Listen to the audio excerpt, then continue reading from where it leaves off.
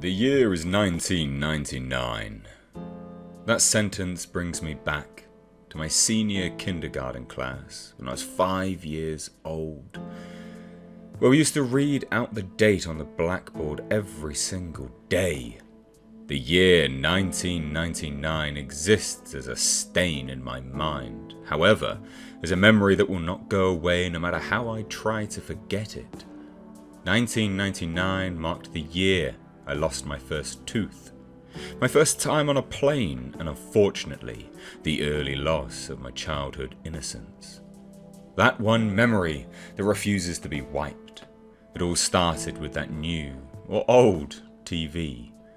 At that time, Pokemon was the latest fad to hit the school. Pokemon cards, games, stickers, and the most popular, the TV show. So, of course, every time I came home from school, I would stay glued to the TV until Pokemon came on at 5. The only problem was that my dad watched the news at 5:30, and Pokemon episodes were back to back, which meant I had to miss an episode every day, something I whined on and on about. My dad got tired of hearing me complain every day. That must be why he went and brought another TV. My dad put the TV he bought in my room. Unfortunately, it was just an old, small boob tube with rabbit ears even. It also only had 20 channels available, not including the channel Pokemon was on. I recall I didn't care though. I was just thrilled I had my own TV in my room. After surfing through the channels, I came to the conclusion that only channel 2, TVO Kids, was worth watching, so I watched that for a while. It wasn't for another few months until I discovered channel 21. One day in April, I was flipping through the channels, trying to see if Pokemon was on. I pressed channel 21 into the remote, hoping there were more channels, and to my delight there was. My dad was surprised too, but he let me watch it because it seemed to have kids programs on. The channel was called Caledon, Local 21. And later I found out it was indeed broadcast from the town of Caledon, Ontario, a town very close to my city. The shows I saw on Caledon Local 21 looked poorly made, and I never understood what was going on in them half the time. However, as I grew up, every time I thought of that channel, I realised more and more how messed up the shows were, and I had to ask myself, what the fuck was I watching? The following is a list of shows and episodes I remember seeing on Caledon Local 21. How I remember such detail even disturbs me. But I guess things like this stand out in your mind for a while. The channel only ran a few shows, probably because it was only operational between 4 PM and 9 PM. April 1999. Mr. Bear's Cellar. Episode 12. Very sketchy name if you were to look at it nowadays.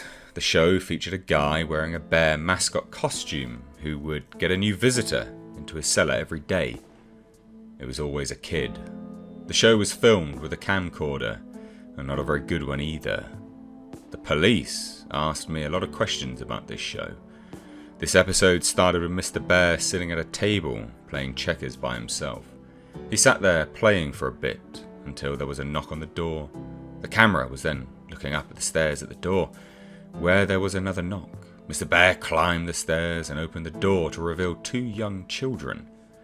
One was a boy about my age, and the other was a girl who looked about 8. Mr. Bear danced in delight, and then started talking to the kids. I couldn't hear any of them that well, I remember. Mr. Bear then led the kids into the cellar, which was quite dark, only lit by a small oil lamp on the table. I can't really remember that much more, except him singing a song which I couldn't hear too well either, probably because of that large bear mask. The episode ended with them playing hide and seek, and the kids hiding in a closet, and Mr. Bear counting. May 1999. Soup and Spoon. I don't think this was even a show. I think it was more of a special movie thing. All I know is I stopped watching Caledon Local 21 for a while because I thought this show was too stupid. especially since Pokemon now came on at 4:30 and 5. I don't remember much of this, but it showed a can of soup and a spoon, both attached to strings swinging back and forth, as if someone was holding them and dangling them in front of the camera. Interestingly enough, the show was shot in a basement, which looked just like the one used in Mr. Bear's cellar. Like I said, I can't remember much. The only thing I can remember clearly was the end. The entire thing was only half an hour, and just included stuff I found stupid, such as the spoon chasing the soup around trying to eat him. The ending showed a table and about 7 kids sitting around it, each with a bowl of soup in front of them. They were sitting and looking at the camera, but with confused, almost frightened faces. The cameraman then held the can of soup in front of the kids and said, "Spoon's ready?" And then it just stopped. July 1999. It was summer, and I hadn't watched Channel 21 for a while until one day when I slept over at my friend's house and I decided to check it out again. My friend had got on a TV in his room for his 6th birthday, so we stayed up very late. For us, 9:30 was very late, and watched TV. That's when I remembered Channel 21 and brought it up to my friend. We decided to see if it was on, and to our surprise it was. They must have changed the broadcasting times. Mr. Bear's Cellar, episode 23. This episode was entertaining for my friend and me, mainly because I had swearing. However, now when I think of this episode, I realise something was definitely wrong when it was filmed. The episode started with the camera on its side, while it was facing Mr. Bear, who was walking upstairs to the cellar door. The camera then blacked out for about a second, before fading in, back upright and facing Mr. Bear. There was also another kid talking to him, but this kid looked about 11 or 12. He was talking to Mr. Bear for a while, but I couldn't hear well, again with a crappy camcorder, until the kid started raising his voice. The kid was saying how it was late and his sister had to go home.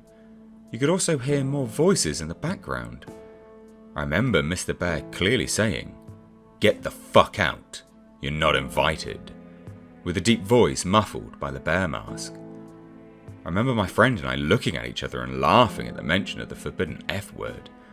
But the episode got weirder. The kid began climbing the stairs before turning around and saying how he was going to call the police. Mr. Bear began breaking into a run towards the kid, who started screaming and running as well. The camera then cut out. And that was the end of the episode. The channel then turned to static shortly after. August 1999. I didn't want to watch Channel 21 after that. In August I grew more curious to see Mr. Bear's Cellar for some reason though. The last episode I saw of Mr. Bear was weird and had swearing, which also made me think the show was meant for teenagers. Nonetheless, I flipped on to Channel 21 when my dad was busy. Mr. Bear's Cellar, episode 28. Apparently this episode had been playing the entire month of August. It was studied a lot by the police. The entire episode was just Mr. Bear sitting in a chair talking to the audience. "Hello, kids. Do you want to visit my cellar? If you do, please write me a letter at this address." The screen then switched to a white screen with multicoloured letters reading the address, and that was what remained for the rest of the episode. This repeated for 5 hours every day until September came. And guess what? I actually did. I sent Mr. Bear, or that sick bastard who betrayed him, a letter. I did it out of curiosity mostly. My dad was okay with it because he thought it was a legit kids show. But then again, he never saw any of what was on Channel 21. So I wrote a letter using my best writing possible. I think I just said how I wanted to meet Mr. Bear. So my dad sent the letter to the address, and Mr. Bear said on the show it stayed on all day anyway for some reason. It took about a week to get a response, which I was surprised I did. I still have the letter I received on August 15th, 1999. The letter read, "Dear Elliot, thank you ever so much for your letter. I would love to have you in my cellar. We play games, watch movies, and go fire camping in the middle of the woods. Come to my house at..." The police cut this address. Caledon, Ontario, Canada. I look very forward to having fun with you. Love, Mr. Bear. I cannot believe my dad never found this sketchy because he actually took me to the house. And then that's when the police became involved. Those endless questions, those pictures of terrified kids, the woods. That brings me to why I'm writing this blog. That psycho and his friends did some fucked up shit back then. And now it seems he's trying to get back into contact with me. The entire police thing is coming back. That has brought 1999 back to me over a decade later. It is happening again. November 14th, 2009. People have been emailing me asking what exactly happened in 1999. I will get to that. Those weird TV shows I was watching apparently were meant to attract kids to Mr. Bear's house. What Mr. Bear did shocked the entire town. My dad actually drove me to Caledon along with the address Mr. Bear left on the letter. The house was actually in the outskirts of the town, in the open farmland. And I still remember that house. It looked like an older farmhouse that looked to have been built in the early 1900s. The windows were all boarded up, the house looked in a state of disrepair, and as we walked up to the house I remember my dad checking the address over and over again and looking at the house in disbelief. Then the door opened. I expected Mr. Bear to be at the door, but I was surprised to see a police officer emerge from the creaking doorway. The officer began talking to my dad. Well, I quickly asked if that was Mr. Bear's house. The officer's face cringed slightly, and he muttered, "Oh God," or something like that. He started talking quietly to my dad, so I couldn't hear, although my dad told me to go to the car anyway. And then we just went home. My dad was quiet the whole way home, and I felt something strange had happened. My dad never told me what happened for a while. I forgot about it anyway too. Channel 21 no longer came on, and when I asked about it, my dad would not acknowledge its existence. I think it was when I was 13 where I learned the truth. I remembered Channel 21 one day and asked my dad about it. I guess he finally decided I should hear the truth. Caledon Local 21 was a local TV channel that ran from October 1997 to August 1999 in the Peel region of Ontario. The entire channel was made from a house in Caledon, the one I visited, and run by a man who was not really known by anyone in the town. The channel was only available to older TVs because the signal was one only picked up by rabbit ears, weaker frequency. The man created all the shows on the channel, all of which were kid shows. He was Mr. Bear, and he was the mysterious cameraman. The real reason he created the channel was more disturbing than what was originally thought. As you might have already guessed, he kidnapped kids and held them in his cellar. But while most people thought he was a serial child molester, he really wanted to use the kids for another purpose. The day I arrived, the man had fled his house the night before, the day before the police went in for their investigation. I wasn't the only one who was watching. December 2nd, 2009. Sorry for not answering any questions for so long. I haven't accessed my email account for some time. Anyway, let me finally set things straight about what I know. Back in October, I visited the house previously owned by the man who ran Caledon Local 21. 2 women lived there, operating a daycare business. How ironic. Now, to answer the questions you guys emailed me. Question: who else watched Caledon Local 21? I know other people watched it for sure, including those kids who wound up at Mr. Bear's house. After some Google searches, I found a few people on the NeoSeeker forums who were discussing shows from Caledon Local 21, and they talked about the 2 shows I watched, but also another 2 shows I'd never seen before. A user named I Am Real Life seemed to know all the shows that were broadcast on Channel 21. Here are the 2 I've never heard of. The Fallen Angel and Life. I Am Real Life described it as a fairly boring show about a guy rambling on and on in front of the camera about how he must please Satan and appease him before it's too late. Paint with a Soul. I Am Real Life and another user called Siggy92 were discussing this show. They described it as a Blair Witch-like, as it consisted of the cameraman wandering around a forest at night doing nothing particularly interesting. I'll go looking for the conversation and see if I can get the link. Where is Mr. Bear, or the guy who wore the costume? If I did know, I would have said earlier. I have no idea where this guy is, or if he's dead or alive. Hopefully dead. When I see my dad's friend next time, I'll ask him about this. Maybe I can get a more definite answer. What did Mr. Bear do to the children? Now this is by far the most common question I've been asked. I found this out in October as well via my dad's friend, who is a retired Caledon regional officer. Apparently, the man playing Mr. Bear took the kids out of the house and into the forest nearby. What he did there, police are not exactly sure how it happened, but 16 charred bodies of children between the ages of 4 to 13 were found in a 15 by 15 foot ditch deep within the forest. My dad's friend did not want to go into exact details, but I'm seeing him next Thursday anyway, so maybe I can extort more information from him then. That's all I have for now. Thanks for keeping an interest in my blog, and I will try to gather as much information as I can for the next post. I've actually been getting pretty interested in this myself. It should be my right to know what the hell happened. January 14th, 2010.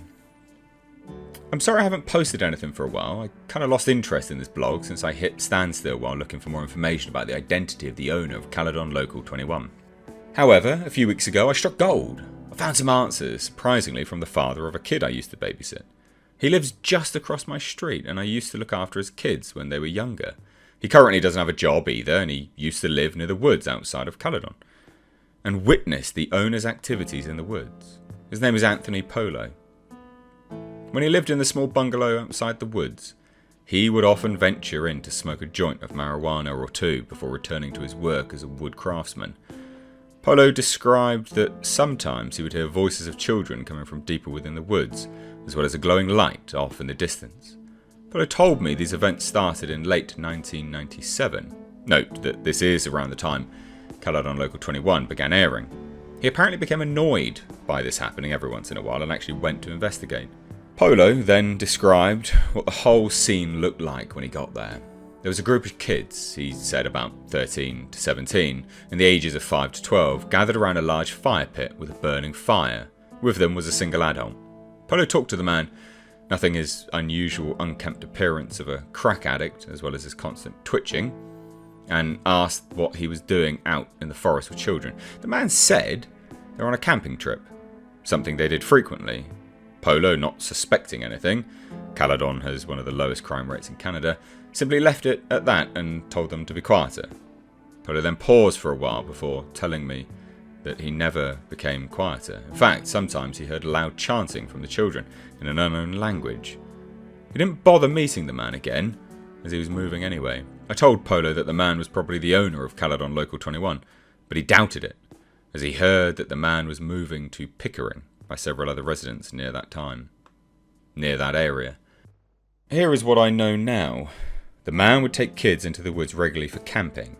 The fire pit, Polo described, may be the hole that the bodies of the children were found in.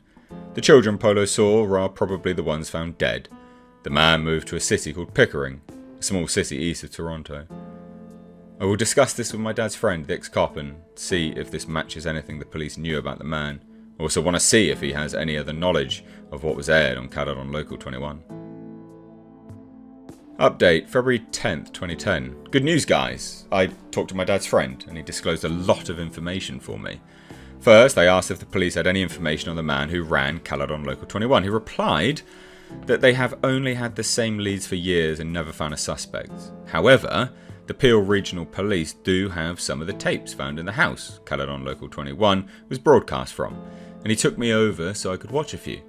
I guess I haven't said much about him yet. My dad's friend's name is Mitchell Wilson.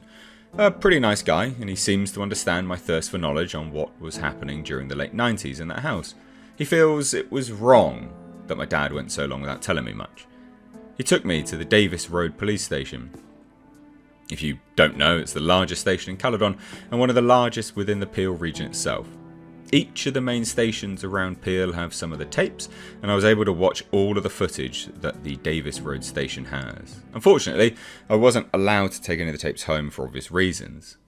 Paint with the Soul episode 10, Garbage Thrown Away.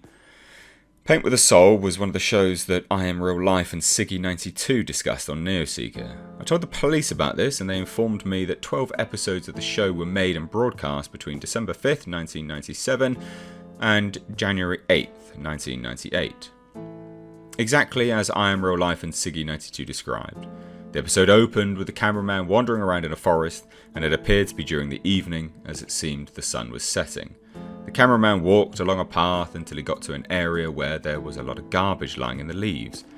The camera looked around at the various wrappers, bottles, bags and boxes, making sure each item got a few seconds of screen time. The camera then focused on a single area before the man spoke.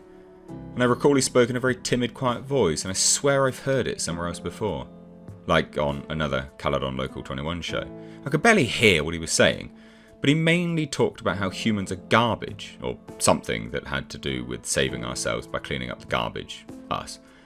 It actually sounded really stupid, but still, a feeling of dread came over me. I mean, that forest was possibly where those bodies were found, right? Mr. Bear's Cellar, episode 25. When the police administrator brought this tape in, I actually said, oh shit, and chuckled a bit out loud. Of course, I got stares from the staff, but Wilson explained to them about my little experience with Mr. Bear, and how I still kept the letter he sent me. Like the previous episodes, this one included a guy wearing a bear mascot costume. The episode began with Mr. Bear waddling over to his cellar door with a bottle of orange juice in his paws. On the ground were 16 shot glasses, as well as a small bottle that contained an unknown liquid. Mr. Bear poured an equal amount of orange juice into each glass before opening the smaller bottle and depositing one drop into the glasses. Mr. Bear then went off camera, and there were some minor sounds such as shuffling. Then Mr. Bear emerged from behind the camera's location. Following him were 16 children. Some looked as young as 4, while others looked like they were practically teenagers. As the children entered, the administrator commented that this is the only episode that showed all 16 victims. The kids all looked rather content, except for this one who had visible bruises on his face, and unlike the other kids, he had a more fearful expression. He also looked about 11 or 12, which caused me to recognise him. He was the kid who had asked about his sister and subsequently met an unknown fate at the end of episode 23. That one episode I watched during July 1999. When I told the administrator this, he confirmed it was the same kid. He was also featured in episode 24, an episode that only aired once, at 3 in July 1999. The police have still not found that tape. Mr. Bear then broke into song, singing about citrus fruits and about how vitamin C was good for you. I could barely hear the lyrics as they were muffled again by the bear mask. The kids all drink their juice, the one from episode 23 doing it rather reluctantly, and the episode ended. After viewing the tapes in possession of the Davis Road police station, I'm satisfied, but only temporarily. I still want to know the full story. The police just keep giving me the same crap about the creator of Caladon Local 21 being a fetishist paedophile as well as an apparent cultist. I'll sign off for now, get back into university first and get information later. Hopefully, I will get back to this blog as soon as possible. Update, May 8th, 2010. Last month, I finally got my G2 license in Ontario, Canada. This allows you to drive in a car by yourself as well as with some passengers after 6 months. I, of course, took advantage of this and drove into Caladon for a little Sunday drive. Since I haven't updated this blog in a while, I figured I might as well visit the house where the infamous channel of my childhood was located. The house looked different than when I last saw it in October. The place was no longer used as a daycare and just sat there abandoned. However, it did have a for sale sign showing that someone still owned it, wanting to get rid of it though. The abandoned house drew fuzzy memories from my mind, mainly of that day my dad took me to visit Mr. Bear. A feeling of dread came upon me. What happened to the children while they were living in that house? I walked up the steps to the front door and peered through the window. Inside, I could see a nearly empty hallway with a few boxes at the end. At the end of the hallway to the right was an open doorway, presumably leading to the kitchen, and to the left were 2 doors, both apparently leading to the rooms visible through the windows outside.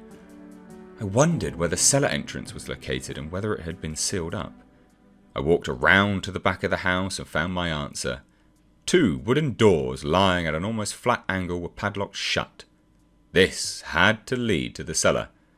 Not wanting to hang around, you cannot imagine what was going through my mind at that time, I departed. Behind the house, the empty field continued on until it reached a dense forest that lined the horizon. I wondered if that was the forest where the bodies of the children were found. I thought to myself, fuck it, and proceeded to walk across the field behind the house into the forest. The forest was oddly quiet, save for the few periodic sounds of a woodpecker drilling into a distant tree. I cautiously made my way deeper into the woods, not really caring about the fact that I had no idea where I was going.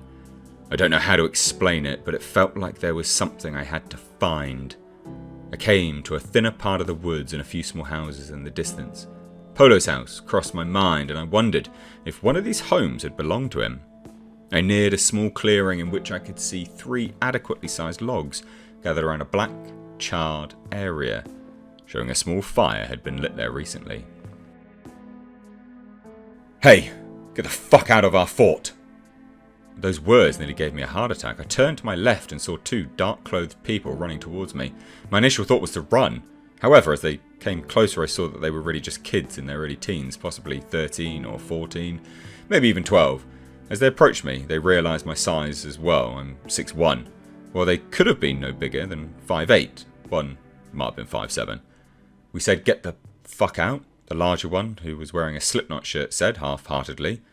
I stood my ground and shrugged. The shorter one, who was wearing a Metallica shirt, swung out a butterfly knife and held it in my direction. "No, you wouldn't want to," I said in a deep, serious tone, trying to sound as badass as possible. I pulled out my cell phone. The 2 kids withdrew. The one in the Metallica shirt putting away the knife. "Look, dude, we don't like people in our fort, so can you just go?" The one in the Slipknot shirt said, obviously intimidated. I had no business in the forest anyway, so I uttered out a simple, "Fine," and turned before I realised I had a great opportunity. "Did either of you hear of a guy who murdered a bunch of kids in these woods about 13 years ago?" I asked the kids.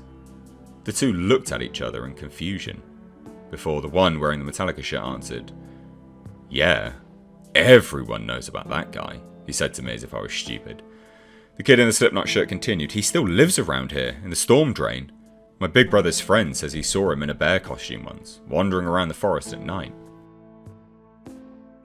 My instincts told me that this was probably a lie, and the owner of Caledon Local 21 is probably long gone, only existing as a folklore in this smaller, isolated community. However, as a human, the thought of the mysterious unknown sparks interest within. "And where is the storm drain?" I asked, just out of curiosity. I don't actually believe the kid's story. The kid in the Metallica shirt stared at me for a few moments, his eyes seemingly full of annoyance, yet curiosity for me. "You're not from around here, are you? Why did you even come here?" Now, I do admit I was slightly startled by the nature of his question. However, I figured I might as well explain while I was there, just in case people mistook my intentions.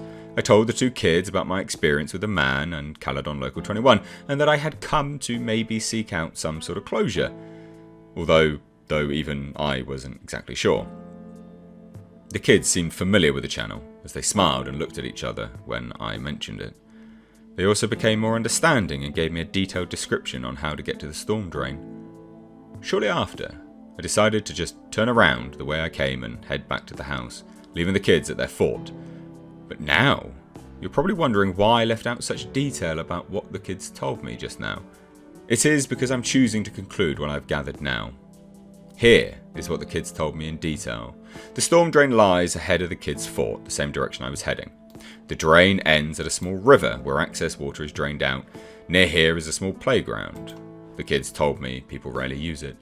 The man supposedly lives in the large pipe that rainwater drains out of. People have seen him, although always either wearing a bear mask or the mask and a full-body bear costume. Note, I do not believe this is true, and in fact simply a myth made by the residents of Caledon. The story does not seem plausible in any way.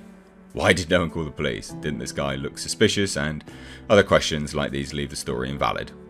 I may visit the storm drain, not because I believe the story, but because I want an excuse to visit Caledon again. So this blog doesn't die. With no more tapes to watch, I don't know what to talk about anymore.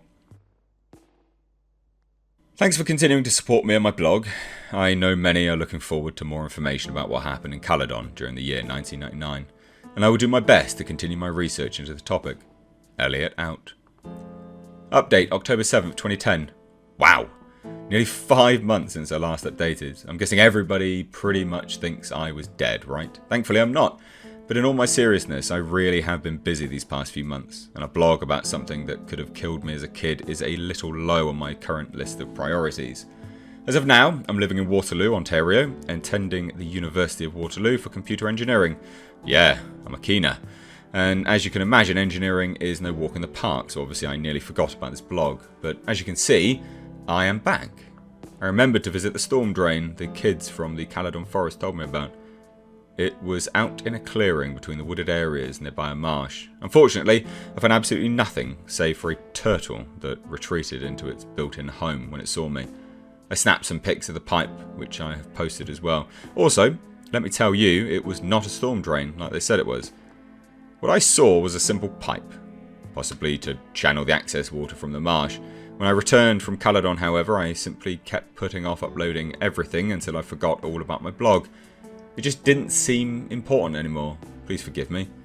It wasn't until only recently that I'm now interested in my case again. On September 10th, I received an email from this email address, returntheb@hotmail.com. Funny. Am I right? Well, it gets better. I'm going to copy and paste the exact email this guy sent me. Dear Elliot, my dear, dear boy, you see, this story may or may not be true, but it could happen. There are many slots for airtime. If you have money, you can have a public access TV channel. Some public access channels share airtime, like EWTN, religious channel based out of Michigan, that shows Catholic-based programming, but during off-air hours have independent shows or just blue screen. Cable networks have empty channels available for rent space, so the scenario of a pedo renting a channel on basic TV is not far-fetched at all. However, public access TV is widely reviewed and can be terminated at any time. These are the rules for the United States, not for Canada, where this story took place. So if this happened in the US, the pedo would be tracked and arrested immediately. Yes, this story could happen, but it is unlikely. 100 fuzzy hugs, Mr. Bear. Now obviously this letter is fake and sounds almost corrupted, but still, I would like to thank whoever sent it. Though they could use some English lessons, just reading this letter creeped me out, but because of it I am now full of this new interest to continue my blog. I guess it's just funny trying to pursue the mysteries I've always questioned. Now, my roommate knows all about this, and he thought the letter was real, and actually seemed more scared than I was for a second. But then I shrugged it off, so he did too. I mean, what are the chances of this being real? How could Mr. Bear know all this about public access TV and about when I went to Caledon on those occasions? More or less know my email or me still be interested in this Cellar? I'm going to send a reply to return the B. Wow. Just looking at the email address, you can tell someone wanted to freak me out. It didn't really work though. And although to whomever you are, thank you for sparking my interest back into the full matter, maybe I can find out more about what happened to Mr. Bear. Hopefully, because although I don't buy that email, a part of me still feels anxious. Thank you to all those who are still following me and have become avid fans. You are also why I'm choosing to continue this. Thanks guys. Update November 7th, 2010. Wow, I can't believe this blog hasn't been deleted yet. I haven't posted anything for so long. I have my reasons, and I'd rather not discuss them just yet. It has been a rather traumatic year for me. Some of you are right, I shouldn't have gone back trying to relive the mysteries of my childhood, but I couldn't resist. It has been over a year since my last post, and a lot has happened. Let's recap where I'm at right now with regards to the whole Mr. Bear incident. Returntheb@hotmail.com is no longer in use. I tried replying to the email, but I got no reply. I tried again a while back and still no response. I've actually moved to Ottawa, capital of Canada, as for those that don't know, for university. So I haven't been back to Caledon or back home in the Peel region for a while. I had my reasons for leaving, as you could guess why.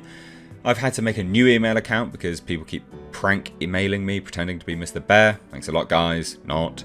And why have I ventured back to this blog? Mitchell Wilson, remember my dad's ex-cop friend, gave me a phone call on October 23rd about a tape that was found in a branch of the Brampton Public Library. Brampton is my hometown, in case you haven't picked up on that, and he claims he isn't allowed to discuss the contents of the tape with me, as it is still in evidence, but he asked me to come back, check it out, when I return home. That tape got the gears grinding again, because we all know what was on the last tapes I saw. I can only imagine what can be on it. I'm guessing it must have been something to do with Caledon Local 21. I guess I just wanted to say I'm continuing this blog and thank you for everyone who still follows it. I don't know when my next entry will be, but when I see that tape I'll write what I find, and I don't know what to expect, but the idea of seeing another tape has gotten me interested in this whole mystery all over again. January 21, 2011. It has been a long year for me. University has been giving me the usual sleepless nights, especially since I transferred to Ottawa, which is the place to party. Sarcasm. But now I'm back home with my dad in Brampton, the town I grew up in. I got home on the 18th of December and have been visiting with friends and family, or at least that's what I would rather have done. Now that festive holiday cheer that I usually have at this time of the month is absent. To answer the hundreds of emails and comments I got, yes, I did see the tapes that my dad's friend Mitchell Wilson promised to show me. These tapes, however, act as a curse. I want to know more, yet I want to forget everything. I couldn't help it. I needed to see those tapes, not only for myself, but for all of you guys who are just as intrigued as I am by that ominous man in a bear suit from my past. However, after viewing those tapes, I feel that pit of dread deep inside me once again. That feeling where I know that all those kids in those videos are dead, that I could have been one of those kids, and that humanity is a dark, dark place. If you haven't skipped this paragraph for the juiciest details below, thank you for listening to my rambling. On January 1st, I called Mitchell Wilson and asked if there was a time where I could come by and view the tapes. Things were pretty slow at the station because of a snowstorm, so he said I could come down any time that day. The tapes were located at a branch not too far from me, so I braved the slushy roads and terrible Brampton drivers and made my way to the Peel Regional Police Station located at the Bramalea City Centre. I met Wilson at the front desk, where he then led me up to the second floor and into a small office. He instructed me to have a seat and wait while he went and got the tapes. Before leaving the office, he turned to me and said, "I know you're curious, but are you sure you want to do this?" Of course I did. Or at least I thought so. Besides, Wilson's friend had pulled a lot of strings to get me in there, and I didn't want to waste the opportunity. This particular station had 2 tapes on hand. I was only able to watch a few minutes of footage, however, because the second tape was apparently too damaged to be played on a VCR. Mr. Bear's Cellar, episode 30. Mr. Bear never ceases to disturb me, especially after what almost happened when I was younger. This episode took place outside in a forest at dusk, making it slightly hard to see, especially considering the quality of the film.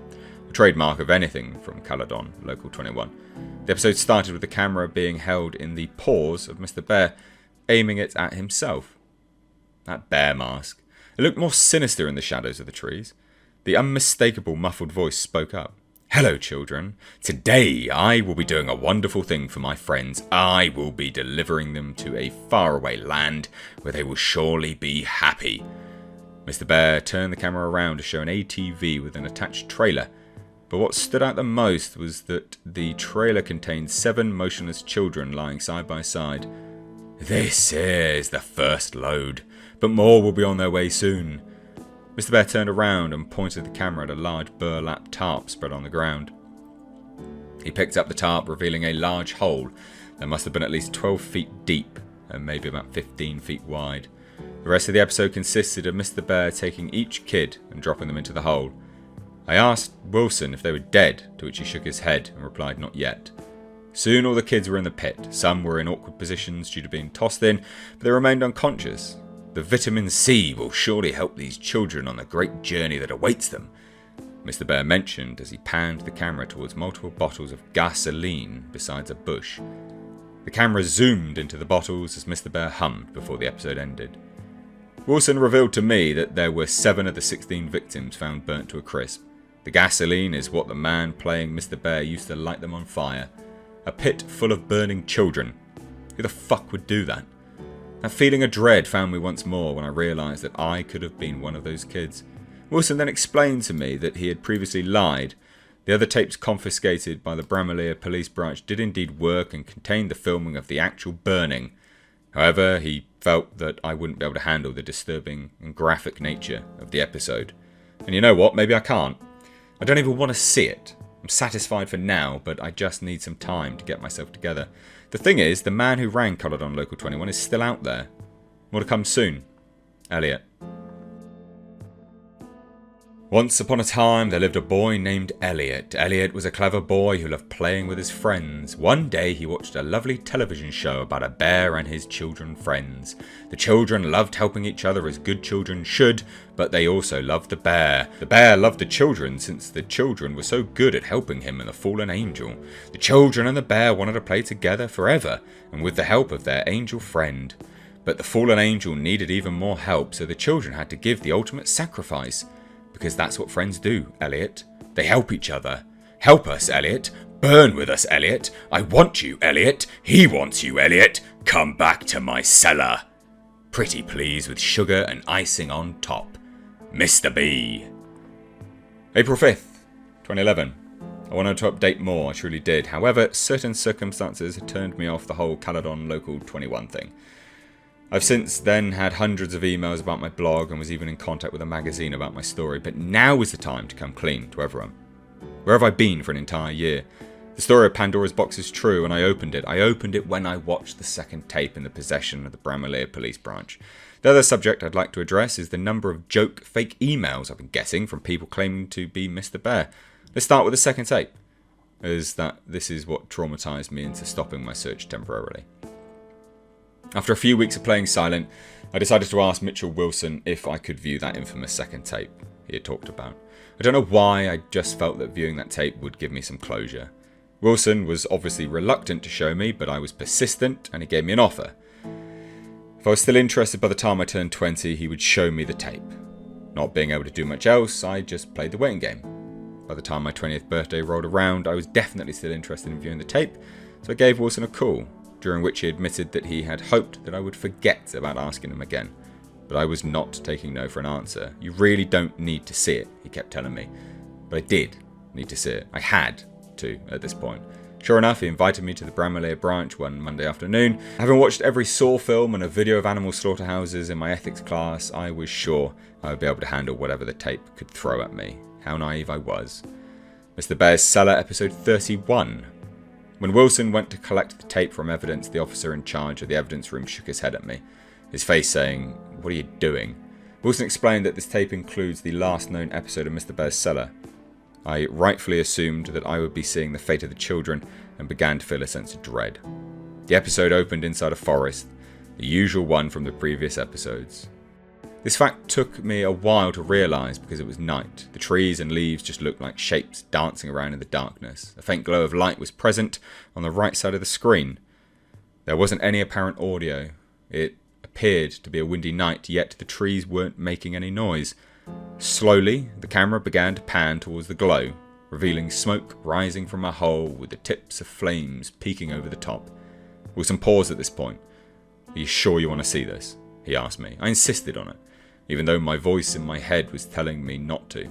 The video continued. The cameraman moved towards the hole, showing a pit of fire. This was the hole that I'd seen in the previous episode. Only this time it was filled with shapes.